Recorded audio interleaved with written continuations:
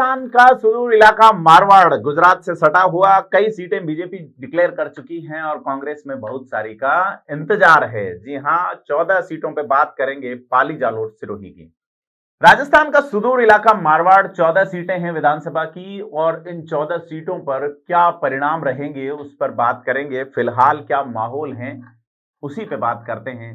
जी हां, पाली जालोर सिरोही का इलाका जहां पर बीजेपी भारी रहती है। 2013 की मोदी लहर में कांग्रेस सिर्फ एक सीट पे सिमट गई थी और 18 में कांग्रेस की लहर में भी कांग्रेस एक सीट पे सिमटी रही। आंखें नहीं खोल पाई कांग्रेस सांचौर के अलावा। सांचौर में अभी बीजेपी संकट पे है। देवजी पटेल की सभाओं में भीड़ नहीं जुट रही है। लोग उलाहने उपालंब दे रहे हैं उन्हें जहां भी जा रहे हैं और उसी व्यक्ति जिसको वो राजनीति में लाए थे दानाराम चौधरी के साथ धोखा देने की बात कह रहे हैं। जीवाराम चौधरी बागी होके पहले भी चुनाव जीत चुके, बागी होके हार चुके, वो एक बार फिर से बगावत की राह पे हैं। सांचौर सीट किस मूड में जाएगी, क्योंकि बीजेपी कांग्रेस दोनों प्रत्याशी घोषित कर चुकी हैं। कांग्रेस से श्रम मंत्री सुखराम बिश्नोई वहां से दूसरी बार लगातार विधायक है और तीसरी बार कांग्रेस ने उनको टिकट थमाया है। ऐसे में देखना है कि क्या रहेगा परिणाम सांचौर का, क्योंकि सांचौर में जो बड़ा इश्यू है वो है कानून व्यवस्था। लक्ष्मण देवासी के हत्याकांड के बाद देवासी वोट बैंक छिटका, माहौल सीधा बीजेपी के पक्ष में आया कि दानाराम चौधरी अगर टिकट लाते हैं तो सीधे तौर पे जीतेंगे। लेकिन बीजेपी ने जैसे ही सांसद देवजी पटेल को मैदान में उतारा, यह साफ हो गया कि अब बीजेपी की राह मुश्किल होती जा रही है। लगभग पूरी बीजेपी वहां इस्तीफा दे चुकी है। बड़ी वजह है कमजोर जिलाध्यक्ष। बीजेपी में जिलाध्यक्ष जो है उनका संगठनात्मक ढांचा भी कोई खास नहीं है। श्रवण सिंह राव टिकट मांग रहे हैं लोकसभा का, लेकिन उनके साथ स्थिति यह है कि खुद के पास बड़ा एक वोट बैंक नहीं है। कई पार्टियों में जाके आ चुके हैं बसपा समेत, अंत में बीजेपी में हैं, धनाटे हैं। इस नाते बीजेपी जो है उन्हें जिलाध्यक्ष बनाए हुए हैं। देखना है कि क्या वो वही कमाल दिखा पाएंगे जो पिछले जिलाध्यक्ष रविंद्र सिंह बालावत ने दिखाया था। उन्होंने किस तरह से 4-4 सीटें जीतने में बीजेपी की हेल्प की थी 2013 में और 2018 में। रविंद्र सिंह बालावत फिलहाल पाली के प्रभारी है, पाली पे भी हम आएंगे, लेकिन सांचौर में स्थिति फंसी हुई है। दूसरी सीट है रानीवाड़ा। रानीवाड़ा सीट पर कांग्रेस ने भी प्रत्याशी घोषित नहीं किया और बीजेपी ने भी सीट को रोक रखा है। जी हां, नारायण सिंह देवल जो कि रानीवाड़ा से लगातार दूसरी बार विधायक हैं, तीसरी बार उनका टिकट अभी तक बीजेपी ने दूसरी सूची में भी डिक्लेयर नहीं किया है। वसुंधरा खेमे के खास रहे नारायण सिंह देवल। पिछली बार संगठन में भी लंबे समय तक उपाध्यक्ष रहे सतीश पूनिया के साथ में, लेकिन फिलहाल उनका टिकट डिक्लेयर नहीं किया गया है। ऐसे में सवाल यह है कि नारायण सिंह देवल जो है क्या बीजेपी उनका टिकट काट सकती है, लेकिन उनका जो कास्ट इक्वेशन है उसके चलते लगता नहीं है, क्योंकि लोकसभा क्षेत्र में बीजेपी को राजपूत समाज के एक प्रत्याशी को टिकट देना होता है। ऐसे में बीजेपी ने भी लोकसभा क्षेत्र में सिर्फ और सिर्फ एक सीट बाकी रखी है, भीनमाल और रानीवाड़ा। तो इन दोनों में से एक सीट पे राजपूत प्रत्याशी को बीजेपी टिकट देती है। रानीवाड़ा में लगातार राजपूत प्रत्याशी को बीजेपी टिकट देती रही है। 2008 में नारायण सिंह देवल थे, 2013 में थे, 2018 में थे। अर्जुन सिंह देवड़ा का परिवार था, बागी होके वो दूसरी ओर चले गए। उनके बेटे फिलहाल कांग्रेस की मदद से प्रधान हैं। लेकिन सवाल यह है कि नारायण सिंह देवल नहीं तो कौन?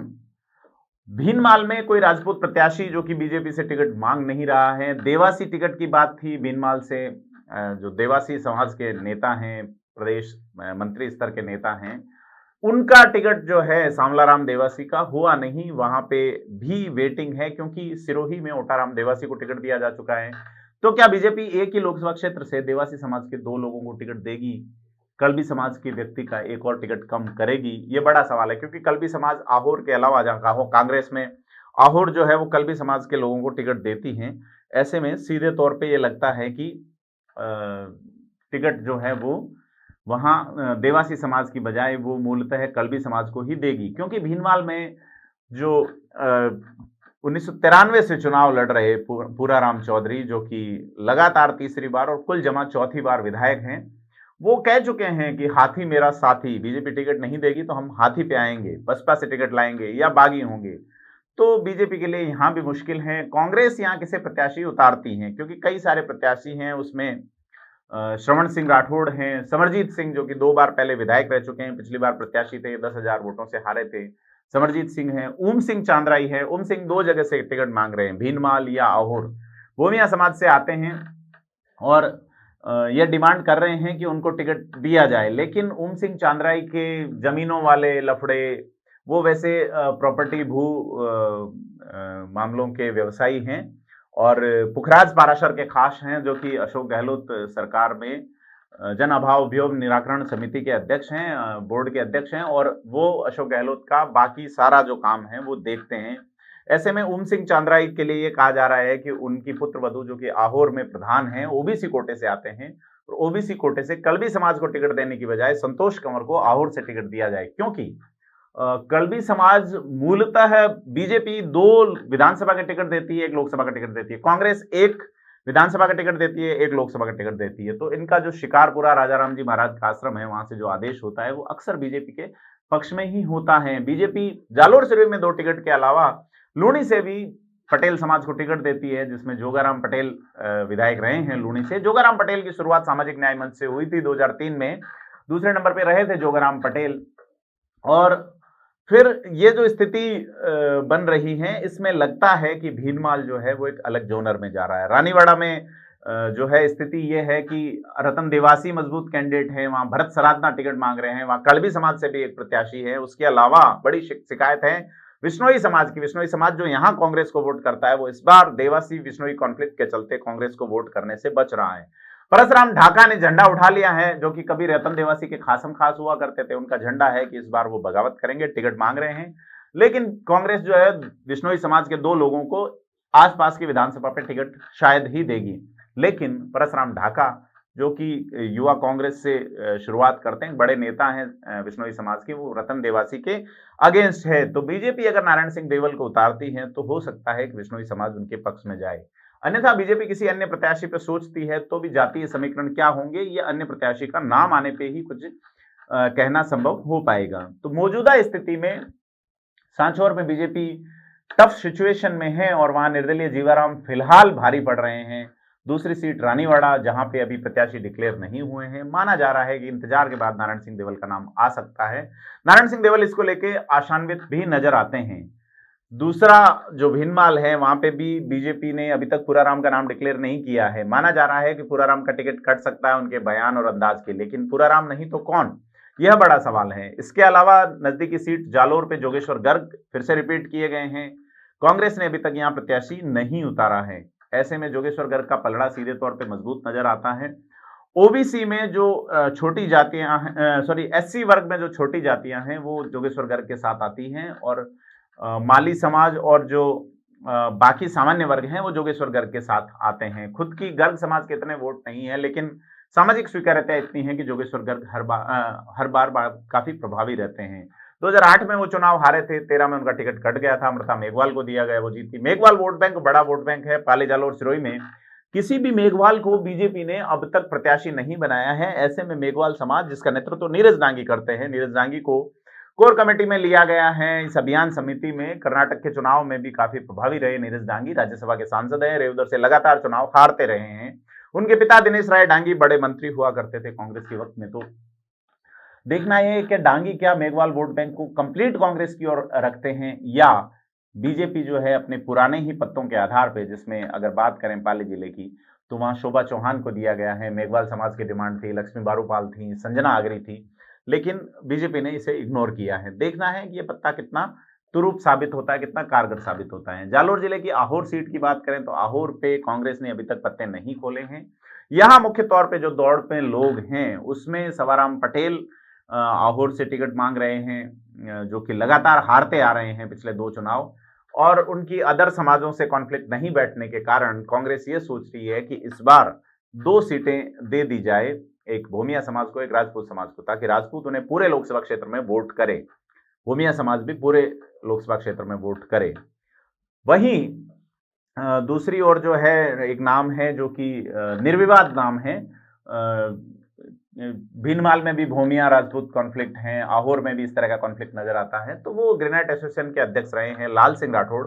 लाल सिंह राठौड़ ने पिछली बार एमपी का टिकट मांगा था, लेकिन उनका टिकट नहीं हुआ, रतन देवासी को दिया गया। इस बार वो आहोर से विधानसभा का टिकट मांग रहे हैं, तो कांग्रेस उनके नाम पे भी विचार कर रही है कि लाल सिंह राठौड़ को अगर उतारा जाए तो उनकी जो अन्य जातियों में छवि है, अन्य जातियों से कनेक्शन है और इसके चलते कांग्रेस से सीट निकाल सकती है। लेकिन सामने छगन सिंह राजपुरोहित हैं, राजपुरोहित समाज से हैं, राजपुरोहित समाज जीतता है राजपूत वोट बैंक के बदौलत। और अगर यहाँ राजपूत प्रत्याशी को टिकट दिया जाता है तो बीजेपी का एक बड़ा मूल वोट बैंक जो है वो कांग्रेस की ओर आएगा और कांग्रेस का जो मूल वोट बैंक है वो कांग्रेस की ओर रहेगा ही। ऐसे में सीट कांग्रेस के लिए बन सकती है, लेकिन आलाकमान क्या सोचता है देखने वाली बात होगी। पड़ोसी जिले सिरोही की अपन बात कर चुके हैं। ओटाराम देवासी को एक बार फिर से मौका दिया गया है। ओटाराम देवासी यहाँ से चौथी बार प्रत्याशी बनाए गए हैं, 2 बार जीत चुके हैं लगातार और 1 बार हारे हैं 18 में। ओटाराम देवासी को सांसद का चुनाव लड़ने के लिए कहा गया। यहाँ पायल परसरामपुरिया दूसरे नंबर पे थी, लेकिन ओटाराम देवासी ने कहा वो विधायक लड़ेंगे। तो अब ये इक्वेशन भी आ रही है कि बीजेपी चाहती है पहले सरकार बनी जाए। कई सांसदों को मैदान में उतारा गया है जिसमें जालोर सिरोही के सांसद भी हैं, लेकिन ऐसा भी होगा कि 24 में जब लोकसभा के चुनाव होंगे तो कई कद्दावर विधायकों को भी सांसद का चुनाव लड़ाया जा सकता है। ऐसे में 24 में विधानसभा चुनाव जीतकर विधानसभा पहुंचे विधायक भी लोकसभा का चुनाव लड़ सकते हैं और उसमें ओटाराम देवासी भी एक हो सकते हैं। सिरोही की सीट पे उपचुनाव हो सकता है, ऐसा एक कयास बनता है।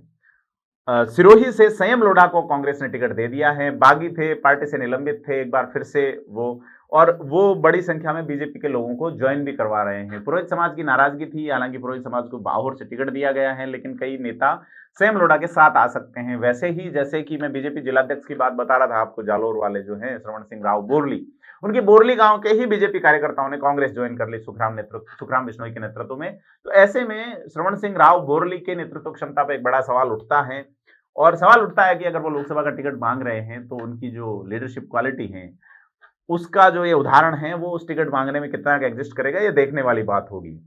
बाकी सिरोही जिले में जो है कांग्रेस ने टिकट डिक्लेयर नहीं किया है। सिरोही में ओटाराम देवासी, संयम लोढ़ा एक बार फिर से आमने सामने होंगे लगातार। और जो रेवदर सीट है वहां से बीजेपी ने लगातार 4 बार विधायक को एक बार फिर से टिकट दिया है, जिनका नाम है जगसीराम कोहली। जगसीराम कोहली क्या गोल खिलाते हैं, उनके सामने कौन आता है? छोगाराम बाकोलिया की बेटी का नाम है वहां पे। और उसके अलावा जो नीरज डांगी हैं उनके जीजा जो हैं उनका भी नाम चल रहा है।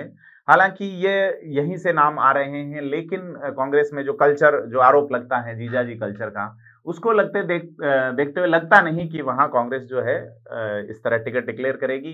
किस प्रत्याशी को वो लाती है वहां पे, ये देखने वाली बात होगी। कोली समाज से भी वहां कांग्रेस से टिकट मांगा जा रहा है।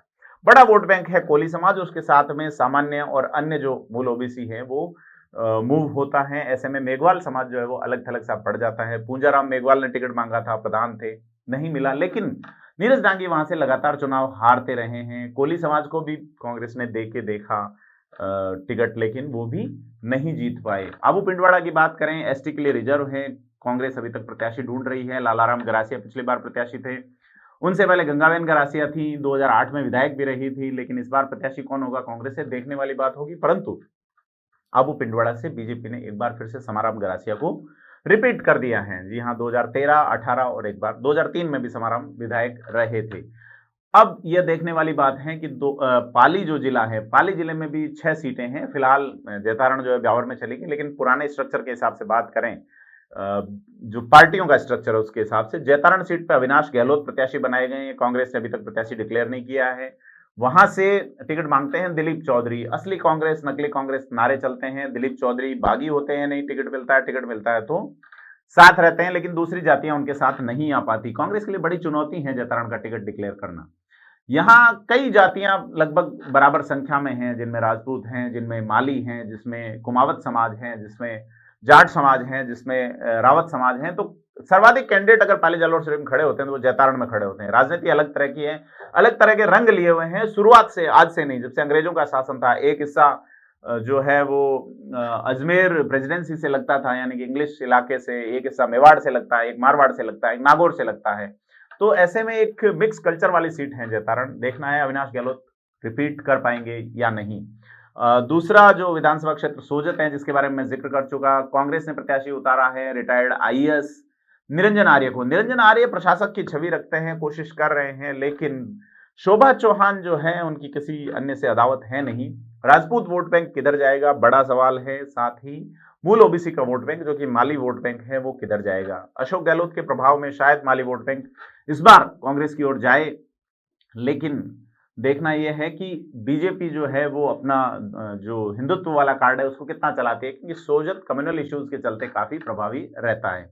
पाली की बात करें तो ज्ञानचंद पारख को छठी बार टिकट दिया गया है, 5 बार से लगातार विधायक हैं। कांग्रेस से जो प्रदीप हिंगड़ एक दावेदार है जो कि नगर परिषद के सभापति रह चुके हैं। भीमराज भाटी बड़े दावेदार हैं, लेकिन लगता है भीमराज भाटी और प्रदीप हिंगड़ का एक अच्छा गठजोड़ है। भीमराज भाटी को टिकट मिलेगा तो प्रदीप हिंगड़ उनका सपोर्ट करेंगे, और प्रदीप हिंगड़ को मिलता है तो इस बार भाटी के अंदाज से लगता है कि वो प्रदीप हिंगड़ को सपोर्ट कर सकते हैं। बीजेपी के लिए एक मुश्किल है राकेश भाटी, उनकी पत्नी फिलहाल सभापति हैं और वो चुनाव लड़ सकती हैं।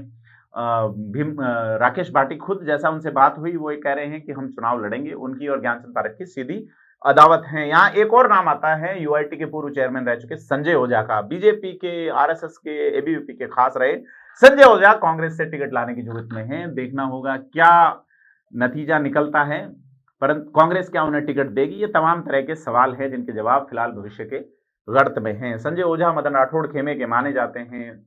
पिछली गवर्नमेंट में जब वसुंधरा राजे की सरकार थी उन्हें यूआईटी के पहले चेयरमैन बनाए गए थे पाली से।